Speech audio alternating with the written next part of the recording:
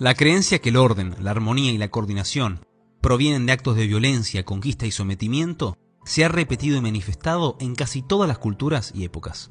Este mito es tan antiguo como la historia, parece una idea grabada en la mente humana. En los antiguos relatos cosmogónicos, comúnmente se describía el origen del mundo como un gran acto de guerra o de conquista entre dioses. La mismísima Roma, gran cuna de la civilización, también habría sido fruto de un sangriento sometimiento entre dos hermanos gemelos. Incluso nosotros mismos, en ocasiones de conflicto y desencuentro, nos vemos tentados a usar la violencia y conquista para restablecer la armonía. Este mito jamás desapareció, es la historia de la humanidad, es la historia de Caín. Esta es la dinámica que nos dio los caudillos, dictadores, reyes y emperadores que han sometido y subordinado a las masas en pos de sus arbitrarios planes. Todavía hoy nos vemos enfrentados con grupos que apoyan un Estado paternalista que intervenga violentamente en todas las áreas de nuestra vida, pasando por encima de nuestras libertades. Pero ante este mito, ante esta tentación de los tiranos a ser como Dios, se manifiesta una cosmovisión opuesta. El liberalismo, movimiento reaccionario por antonomasia, la filosofía que cuestiona el poder ilegítimo de los opresores. El liberalismo, praxis de la ética y el bien común, el emancipador de esclavos, minorías y sometidos. El liberalismo, gran campeón de la libertad, que rechaza que el orden y la coordinación social provengan de la violencia y el sometimiento.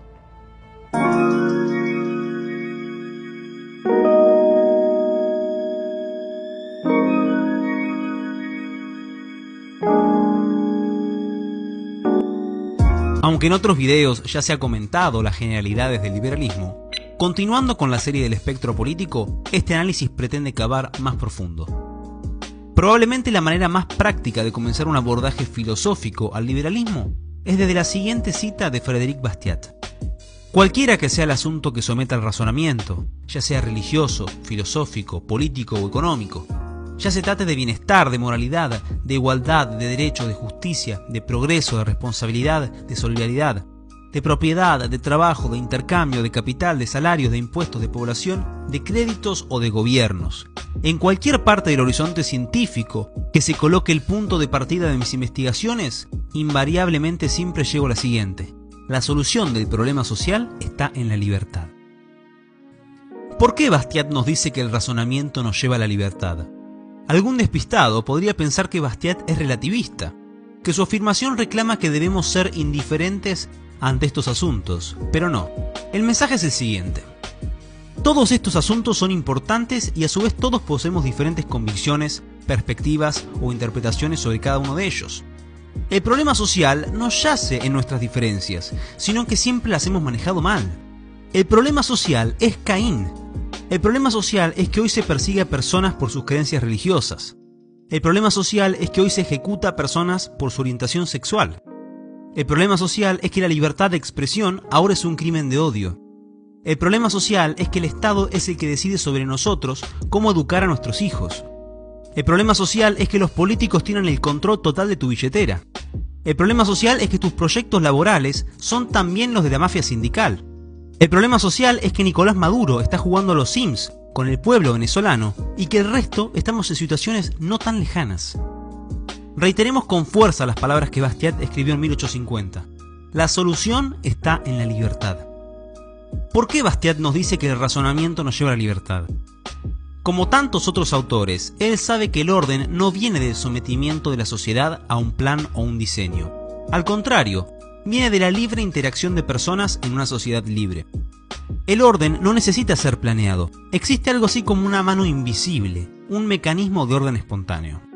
Las complejas estructuras sociales en las que vivimos no vienen de una inteligencia directora, sino un proceso orgánico y evolutivo producto de la creatividad humana en un marco de libertad. El orden social no viene por un Charles Fourier que administra cada paso que damos.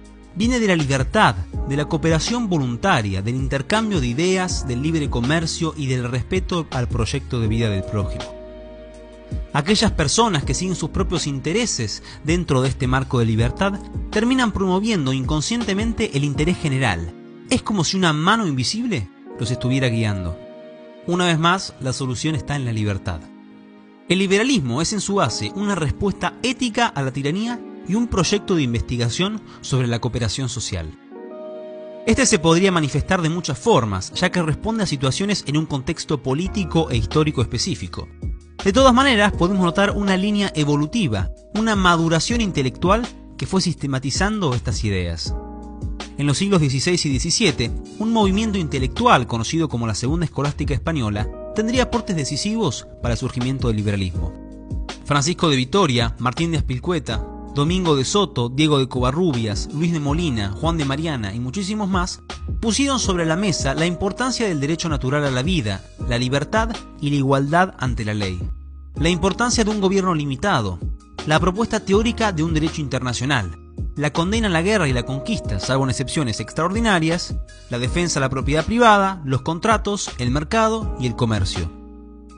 Según Murray Rothbard, en cuanto a sus aportes teóricos a la economía, varios de estos pensadores son los predecesores de la escuela austríaca, principalmente por su aporte en una concepción subjetivista y dinámica del valor, el dinero y los precios, que Karl Menger continuaría 3 siglos después. Hacia fines del siglo XVII, con algunos paralelismos a la escolástica española, John Locke condena las tiranías y propone dividir el poder político, algo que en un futuro cercano sería profundizado por Montesquieu. Sobre todas las cosas, Locke afirma que todas las personas, y solo por el hecho de ser personas, poseen un derecho natural a la vida, la libertad y la propiedad privada, siendo el gobierno solo legítimo si cuenta con el consentimiento de los gobernados. Luego de Locke, durante el siglo XVIII, la Ilustración escocesa daría grandes pensadores como Adam Ferguson, David Hume y Adam Smith, cuya tarea más importante fue investigar cómo la cooperación social surge de los procesos de mercado, que no son otra cosa que un proceso orgánico fruto de instituciones como el lenguaje, el comercio, la moral y otras. Sería el 4 de julio de 1776, cuando figuras como Thomas Jefferson y John Adams, aunque con sus controversias, firmaron la Declaración de Independencia de los Estados Unidos. Un documento que incorporaba toda esa maduración liberal que al menos en Jefferson había leído desde el padre Juan de Mariana hasta Locke y la Ilustración escocesa. Aunque con imperfecciones, es un haz de luz en un mundo de oscuridad. Sostenemos como evidentes por sí mismas dichas verdades, que todos los hombres son creados iguales, que son dotados por su creador de ciertos derechos inalienables, que entre estos están la vida, la libertad y la búsqueda de la felicidad, que para garantizar estos derechos se instituyen entre los hombres los gobiernos, que derivan sus poderes legítimos del consentimiento de los gobernados, que cuando quiera una forma de gobierno se haga destructora de estos principios, el pueblo tiene el derecho de reformarla o abolirla, e instituir un nuevo gobierno que se funde en dichos principios. A medida que nos acercamos al siglo XIX, el debate liberal se vuelve cada vez más técnico y complejo. El liberalismo hará un lento cambio en su objeto de análisis. El problema ya no es una monarquía que en la última porción de la Edad Media se había vuelto más absolutista y despótica. Ahora el problema sería el surgimiento de nuevas ideas más absolutistas y despóticas que las anteriores. El evento clave donde podríamos trazar una línea para darle un cierto fin a la etapa del liberalismo clásico es la Revolución Francesa. Este suceso tan relevante y controversial generó una fuerte discusión dentro de los liberales.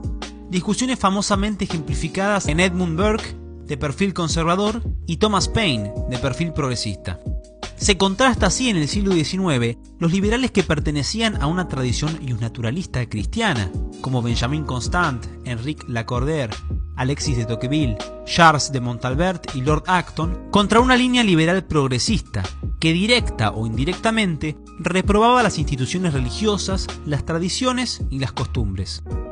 Según Ralph Raico, historiador especialista en el liberalismo clásico, esta fuerte división se habría marcado sobre todo en los países angloparlantes por la obra de Jeremy Bentham y John Stuart Mill.